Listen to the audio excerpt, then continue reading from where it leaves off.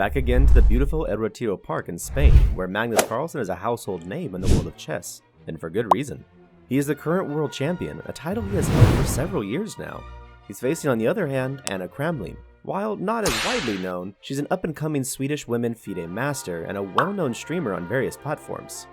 Additionally, she has chess in her genes, as her mother is none other than the Swedish Grandmaster Pia Cramling, one of the few women who managed to get the Grandmaster title. The match between Carlsen and Anna was a friendly blitz game, but that didn't stop either player from giving it their all. The beautiful surroundings of El Retiro Park and the enthusiastic spectators only added to the excitement and intensity of the game.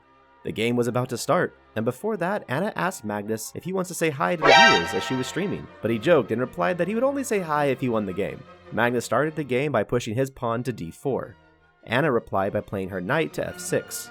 Magnus played his c-pawn to c4, trying to gain more control on the important center squares. Anna replied by playing her pawn to e6, clearing the way for her bishop. Magnus developed his knight to f3. Then Anna chose to make early action in the center by playing her pawn to d5. Here, Magnus decided to play g3, choosing the Catalan formation, which is known for getting the white bishop out of the g2 square. Anna developed the other bishop from the b4 square, giving a check. Magnus chose knight to c3 to block the check, and after a couple of developing moves, both players castled their kings. Magnus made a pivotal move by advancing his pawn to e4, which allowed him to gain complete control over the central squares. This strategic decision was aimed at both regaining Anna's extra pawn while retaining the significant spatial advantage he held in the center. By doing so, Magnus aimed to establish a powerful position for white. After a few more moves, Magnus reinforced his control of the board by playing his pawn to a4. Here, Anna missed a crucial move, pawn to c5.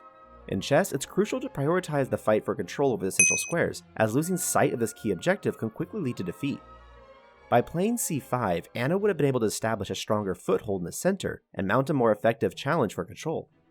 However, missing this opportunity allowed Magnus to maintain his grip on the board. After Anna played her pawn to a5, Magnus moved his queen to b1. Anna missed the opportunity to play c5 for the second time and instead moved her knight to a6. Magnus took advantage of this and played his knight to e5, allowing him to recapture his lost pawn while retaining control of the center. Magnus continued to use his central control to create a strong passed pawn on d5, while Anna tried to counter by retreating her bishop to f7. Magnus further strengthened his position by supporting the passed pawn with his rook on d1. In response, Anna tried to block the passed pawn by moving her bishop to b6, but Magnus applied more pressure by placing his knight on c4.